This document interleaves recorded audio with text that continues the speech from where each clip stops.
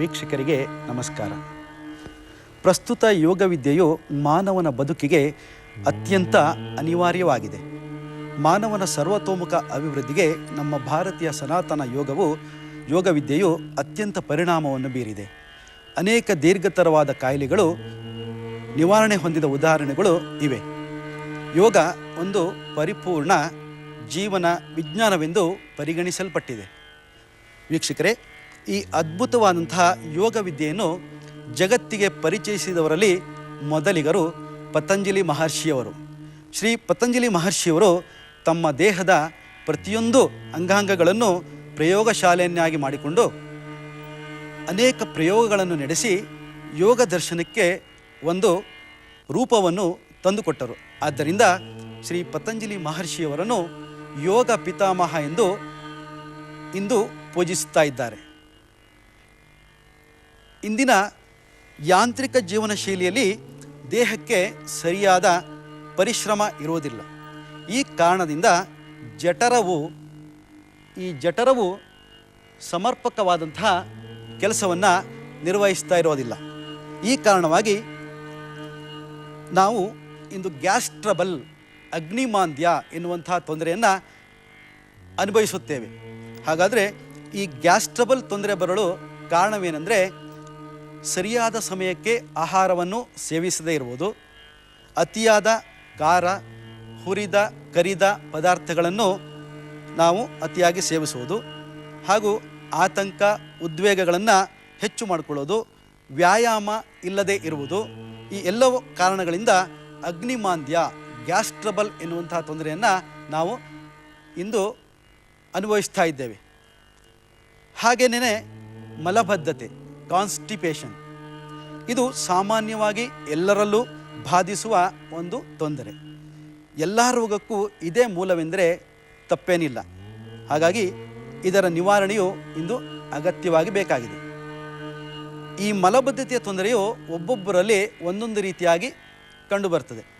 2 ದಿವಸಕ್ಕೊಮ್ಮೆ ಮಲ ವಿಸರ್ಜನೆ ಆಗುವುದು, ಕೆಲವರಿಗೆ ಕಾಫಿ ಅಥವಾ ಚಹಾವನ್ನು ಸೇವಿಸಿದ ನಂತರವೇ ಬೆಳಗಿನ ಜಾವದಲ್ಲಿ ಮಲ ವಿಸರ್ಜನೆ ಆಗುವುದು, ಕೆಲವರಿಗಂತೂ ಧೂಮಪಾನ ಸೇವಿಸಿದ ನಂತರವೇ ಮಲ ವಿಸರ್ಜನೆ ಆಗುವುದು, ಅತಿಯಾದ ಆತಂಕ, ಉದ್ವೇಗ, ಈ ರೀತಿಯ ತೊಂದರೆಯನ್ನು ಅನುಭವಿಸ್ತಾ ಇರೋರು ಈ ಮಲಬದ್ಧತೆಯ ರೋಗಿಗಳು ಎಂದು ನಾವು ಪರಿಗಣಿಸ್ತೇವೆ. ಇಂದು ಈ ಅಗ್ನಿಮಾಂದ್ಯ, ಗ್ಯಾಸ್ ಟ್ರಬಲ್, ಮಲಬದ್ಧತೆ, ಕಾನ್ಸ್ಟಿಪೇಷನ್, ಈ ಎರಡೂ ತೊಂದರೆಗಳನ್ನು ನಿವಾರಣೆ ಮಾಡಿಕೊಳ್ಳಲಿಕ್ಕೆ ನಮ್ಮ ಸನಾತನ ಯೋಗ ವಿದ್ಯೆಯಲ್ಲಿ ವಿಶೇಷವಾದಂತಹ ಯೋಗದ ಹಂತಗಳನ್ನು ನೋಡ್ಬೋದು. ಈ ಯೋಗಾಭ್ಯಾಸಗಳನ್ನು ದಿನಂಪ್ರತಿ ನಾವು ಮಾಡಿದರೆ ಒಳ್ಳೆಯ ಆರೋಗ್ಯವನ್ನು ಹೊಂದಿ ಈ ಎಲ್ಲ ತೊಂದರೆಗಳಿಂದ ದೂರ ಇರ್ಬೋದು. ಹಾಗಾದರೆ ಯಾರಿಗೆ ಈ ಗ್ಯಾಸ್ ಟ್ರಬಲ್ ಮತ್ತು ಕಾನ್ಸ್ಟಿಪೇಷನ್ ತೊಂದರೆ ಇದೆಯೋ ಅವರು ಬೆಳಗಿನ ಜಾವದಲ್ಲಿ ಖಾಲಿ ಹೊಟ್ಟೆ ತುಂಬುವಷ್ಟು ನೀರನ್ನು ಕುಡಿದು, ಅಂದರೆ 1 ಲೀಟರ್ನಿಂದ 2 ಲೀಟರ್ನವರೆಗೆ ನೀರನ್ನು ಹೊಟ್ಟೆ ತುಂಬುವಷ್ಟು ಕುಡಿಯೋದು. ನಂತರ ಈಗ ಮುಂದೆ ತೋರಿಸುವಂತಹ ಯೋಗಾಭ್ಯಾಸಗಳನ್ನು ಮಾಡಿದರೆ ನಿಮ್ಮ ಗ್ಯಾಸ್ ಟ್ರಬಲ್ ಮತ್ತು ಮಲಬದ್ಧತೆ ತೊಂದರೆ ಖಂಡಿತವಾಗಲೂ ಗುಣಮುಖವಾಗ್ತದೆ, ಉಪಶಮನವಾಗ್ತದೆ. ಹಾಗಾದರೆ ಈ ಗ್ಯಾಸ್ ಟ್ರಬಲ್ ಮತ್ತು ಕಾನ್ಸ್ಟಿಪೇಷನ್ ತೊಂದರೆಗೆ ಉಪಯುಕ್ತವಾದಂತಹ, ಸರಳವಾದಂತಹ, ಸುಲಭವಾದಂತಹ ಯೋಗಾಭ್ಯಾಸವನ್ನು ನೋಡೋಣ. ಬೆನ್ನನ್ನು ನೆಲಕ್ಕೆ ಮಾಡಿ ನೇರವಾಗಿ ಮಲ್ಕೊಳ್ಳೋದು. 2 ಕೈಗಳನ್ನು ದೇಹದ ಪಕ್ಕದಲ್ಲಿ ತಾಗಿಸಿಕೊಂಡು ಇಟ್ಕೊಳ್ಳೋದು. ಈ ಸ್ಥಿತಿಯಲ್ಲಿ ಅಭ್ಯಾಸದ ಪೂರ್ವ ಸಿದ್ಧತೆ ಮಲಗಿರಬೇಕು. ಈಗ ಅಭ್ಯಾಸ ಕ್ರಮ ಹೇಗೆ ನೋಡೋಣ. ಉಸಿರನ್ನು ಒಳಗಡೆ ತೆಗೆದುಕೊಳ್ಳುತ್ತಾ ನಿಧಾನವಾಗಿ 2 ಕಾಲುಗಳನ್ನು ಒಟ್ಟಿಗೆ ಸೇರಿಸಿ ಮೇಲಕ್ಕೆತ್ತೋದು. ಉಸಿರನ್ನು ಒಳಗಡೆ ತೆಗೆದುಕೊಳ್ಳುತ್ತಾ ಕಾಲುಗಳನ್ನು ಮೇಲಕ್ಕೆತ್ತೋದು. ನಂತರ ಉಸಿರನ್ನು ಹೊರಗಡೆ ಹಾಕ್ತಾ 2 ಕಾಲುಗಳನ್ನು ನೆಲಕ್ಕೆ ಬಿಡೋದು. ಈ ಸ್ಥಿತಿಯನ್ನು ವೇಗವಾದ ಹಂತದಲ್ಲಿ ಅಭ್ಯಾಸವನ್ನು ಮಾಡೋದು. ಏಕ್ ಉಸಿರು ತಗೊಳ್ತಾ ಮೇಲಕ್ಕೆ, 2 ಉಸಿರು ಬಿಡ್ತಾ ನೆಲಕ್ಕೆ, ಏಕ್ ಉಸಿರು ತಗೊಳ್ತಾ ಮೇಲಕ್ಕೆ, 2 ಉಸಿರು ಬಿಡ್ತಾ ನೆಲಕ್ಕೆ. ಈ ಕ್ರಮದಲ್ಲಿ ಒಂದು 15ರಿಂದ 25 ಬಾರಿ ಉಸಿರಾಟವನ್ನು ನಿರ್ವಹಿಸುತ್ತಾ ಈ ಕ್ರಮವನ್ನು ಮಾಡೋದು. ವಿಶ್ರಾಂತಿ.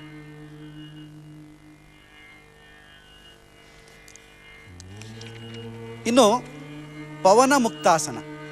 ಎರಡನೇ ಅಭ್ಯಾಸ ಪವನ ಮುಕ್ತಾಸನ. ಇದರಲ್ಲಿ 3 ಹಂತದ ಅಭ್ಯಾಸಗಳು ವಿಶೇಷವಾಗಿ ಬರ್ತದೆ. ಈ 3 ಹಂತದ ಅಭ್ಯಾಸಗಳು ಹೇಗೆ ಅನ್ನೋದನ್ನು ಈಗ ನೋಡೋಣ. ಮೊದಲನೇ ಹಂತದ ಅಭ್ಯಾಸ, 2 ಮಡಚಿದ ಕಾಲುಗಳನ್ನು ಹೊಟ್ಟೆಯ ಮೇಲಿಟ್ಟು ಒಂದು ಕಾಲನ್ನು ಮಡಚಿ ಇನ್ನೊಂದು ಕಾಲನ್ನು ನೇರವಾಗಿಟ್ಟು ಉಸಿರಾಟವನ್ನು ನಿರ್ವಹಿಸೋದು. ಮೊದಲನೇ ಕ್ರಮದ ಅಭ್ಯಾಸ ಹೇಗೆ ನೋಡೋಣ. ನಿಧಾನವಾಗಿ ಎಡಗಾಲನ್ನು ಮಡಚ್ಕೊಳ್ಳಿ, ಬಲಗಾಲನ್ನು ಮಡಚ್ಕೊಳ್ಳಿ. ಮಡಚಿದ 2 ಕಾಲುಗಳನ್ನು ಹೊಟ್ಟೆಯ ಮೇಲಕ್ಕೆ ತನ್ನಿ. ಈಗ ಅಭ್ಯಾಸ ಕ್ರಮ. ಏಕ್, ಉಸಿರನ್ನು ತೆಗೆದುಕೊಳ್ತಾ ಬಲಗಾಲನ್ನು ಮೇಲಕ್ಕೆತ್ತಿ. ದೋ, ಉಸಿರನ್ನು ಬಿಡ್ತಾ ಎಡಗಾಲನ ಮೇಲಕ್ಕೆತ್ತಿ. ಏಕ್ ದೋ, ಏಕ್ ದೋ, ಏಕ್ ದೋ. ಈ ರೀತಿಯಾಗಿ ಒಮ್ಮೆ ಎಡಗಾಲು ಒಮ್ಮೆ ಬಲಗಾಲು ಉಸಿರಾಟದ ಹಂತದೊಂದಿಗೆ ಅಭ್ಯಾಸವನ್ನು ನಿರ್ವಹಿಸೋದು. ನಿಧಾನವಾಗಿ 2 ಕಾಲುಗಳನ್ನು ಮಡಚಿ ಹೊಟ್ಟೆ ಮೇಲೆ ತನ್ನಿ. ನಂತರ ಮಡಚಿದ ಕಾಲುಗಳನ್ನು ನೆಲದ ಮೇಲೆ ಬಿಡಿ. ಸಹಜವಾದ ಉಸಿರಾಟವನ್ನು ನಿರ್ವಹಿಸಿ ಎಡಗಾಲನ್ನು ಮುಂದಕ್ಕೆ ಚಾಚಿ, ಬಲಗಾಲನ್ನು ಮುಂದಕ್ಕೆ ಚಾಚಿ ವಿಶ್ರಾಂತಿ ಸ್ಥಿತಿ. ಎರಡನೇ ಹಂತದ ಅಭ್ಯಾಸವನ್ನು ನೋಡೋಣ. ಪವನ ಮುಕ್ತಾಸನದ ಎರಡನೇ ಹಂತ, ಸೈಕ್ಲಿಂಗ್ ಸಿಸ್ಟಮ್. ನಿಧಾನವಾಗಿ ಎಡಗಾಲನ್ನು ಮಡಚ್ಕೊಳ್ಳಿ, ಬಲಗಾಲನ್ನು ಮಡಚ್ಕೊಳ್ಳಿ. ಮಡಚಿದ 2 ಕಾಲುಗಳನ್ನು ಹೊಟ್ಟೆಯ ಮೇಲಕ್ಕೆ ಇಟ್ಕೊಳ್ಳಿ. ಈಗ ಸರಳವಾದ ಉಸಿರಾಟವನ್ನು ನಿರ್ವಹಿಸಿ 1-2 ಬಾರಿ ಆಳವಾದ ಉಸಿರಾಟವನ್ನು ಮಾಡಿ. ಒಮ್ಮೆ ಉಸಿರು ಹೊರಕ್ಕೆ, ಒಮ್ಮೆ ಉಸಿರು ಒಳಕ್ಕೆ. ಈ ಸ್ಥಿತಿಯಲ್ಲಿ ಹೊಟ್ಟೆ ಭಾಗಕ್ಕೆ ಹೆಚ್ಚು ಒಳ್ಳೆಯ ಅಭ್ಯಾಸವನ್ನು ಕೊಟ್ಟಂತಾಗ್ತದೆ. ಈಗ ಅಭ್ಯಾಸ ಕ್ರಮ ಹೇಗೆ ನೋಡೋಣ. Cycling system. 2 ಕಾಲುಗಳನ್ನು ಬೇರ್ಪಡಿಸಿ ಪಾದವನ್ನು ದೂರ ಇಟ್ಕೊಳ್ಳಿ, ಮಂಡಿಗಳನ್ನು ದೂರ ಇಟ್ಕೊಳ್ಳಿ. ದೇಹದ ಎಲ್ಲ ಭಾಗ ಸಡಿಲೇ ಇರಲಿ. ದೇಹವನ್ನು ಬಿಗಿ ಹಿಡಿದು ಅಭ್ಯಾಸ ಮಾಡಿಕೊಡ್ದು. ಈ ಕ್ರಮದಲ್ಲಿ ಸೈಕಲ್ ತುಳಿಯುವ, ಪೆಡಲ್ ತುಳಿಯುವ ಹಂತದಲ್ಲಿ ನೀವು ಕಾಲುಗಳನ್ನು ಹಿಂದಕ್ಕೂ ಮುಂದಕ್ಕೂ ಮಾಡೋದು. ಈಗ ಸೈಕಲ್ ಸಿಸ್ಟಮನ್ನು ಪೆಡಲ್ ತುಳಿಯುವ ಸ್ಥಿತಿಯಲ್ಲಿ ಕಾಲುಗಳನ್ನು ಚೆನ್ನಾಗಿ ಮುಂದಕ್ಕೆ ಮತ್ತು ಹಿಂದಕ್ಕೆ ಅಭ್ಯಾಸವನ್ನು ಹೊಂದಿ. ಸೈಕ್ಲಿಂಗ್ ಸಿಸ್ಟಮ್ ವೇಗವಾಗಿ ಹೊಟ್ಟೆಯ ಮೇಲಕ್ಕೆ ಕಾಲಿರಬೇಕು. 2 ಕಾಲುಗಳು ಚೆನ್ನಾಗಿ ಸೈಕಲ್ ಪೆಡಲ್ ತುಳಿಯುವ ಸ್ಥಿತಿಯನ್ನು ಅನುಕರಣೆ ಮಾಡೋದು. ಆಗ ಹೊಟ್ಟೆಯ ಭಾಗಕ್ಕೆ ಹೆಚ್ಚು ಒತ್ತಡ ಉಂಟಾಗಿ ಅಲ್ಲಿ ಒಳ್ಳೆಯ ಕ್ರಮ ನಮಗಾಗ್ತದೆ. ಈ ಕ್ರಮದಲ್ಲಿ ಈ ಕಾಲಿನ ಭಾಗಕ್ಕೂ ಹೊಟ್ಟೆಯ ಭಾಗಕ್ಕೂ ಒಳ್ಳೆಯ ವ್ಯಾಯಾಮವಾಗ್ತದೆ. ತನ್ಮೂಲಕವಾಗಿ ಈ ಗ್ಯಾಸ್ ಟ್ರಬಲ್ ಎನ್ನುವಂಥ ತೊಂದರೆ ನಿವಾರಣೆ ಆಗ್ತದೆ. ನಿಧಾನವಾಗಿ 2 ಕಾಲುಗಳನ್ನು ಮಡಚಿ ಹೊಟ್ಟೆಯ ಮೇಲೆ ಇಟ್ಕೊಳ್ಳಿ. ಆಳವಾದ ಉಸಿರಾಟವನ್ನು ನಿರ್ವಹಿಸಿ. ಒಮ್ಮೆ ಉಸಿರು ಹೊರಕ್ಕೆ, ಒಮ್ಮೆ ಉಸಿರು ಒಳಕ್ಕೆ. ಹೊಟ್ಟೆಯ ಭಾಗದಲ್ಲಿ ಒಳ್ಳೆಯ ಉಸಿರಾಟದ ಕ್ರಮ ನಡಿಬೇಕು. ಸ್ವಲ್ಪ ಹೊತ್ತು ಇಲ್ಲಿ 5 ಉಸಿರಾಟವನ್ನು ಮಾಡಿದ ನಂತರ ನಿಧಾನವಾಗಿ ನಿಮ್ಮ 2 ಕಾಲುಗಳನ್ನು ನೆಲದ ಮೇಲೆ ಬಿಡಿ. ಪಾದಗಳನ್ನು ನೆಲದಲ್ಲಿ ಊರಿ ಸಮಾಧಾನವಾಗಿ ಎಡಗಾಲನ ಮುಂದಕ್ಕೆ ಚಾಚಿ, ನಿಧಾನವಾಗಿ ಬಲಗಾಲನ ಮುಂದಕ್ಕೆ ಚಾಚಿ, ನಿಧಾನವಾಗಿ ವಿಶ್ರಾಂತಿ ಸ್ಥಿತಿ. 3ನೇ ಹಂತದ ಅಭ್ಯಾಸವನ್ನು ನೋಡೋಣ. ಅಪ್ ಆ್ಯಂಡ್ ಡೌನ್ ಎನ್ನುವಂಥ ಅಭ್ಯಾಸ. ನಿಧಾನವಾಗಿ ಬಲಗಾಲನ್ನು ಮಡಚ್ಕೊಳ್ಳಿ, ಎಡಗಾಲನ್ನು ಮಡಚ್ಕೊಳ್ಳಿ. ಮಡಚಿದ 2 ಕಾಲುಗಳನ್ನು ಹೊಟ್ಟೆ ಮೇಲಕ್ಕೆ ತನ್ನಿ.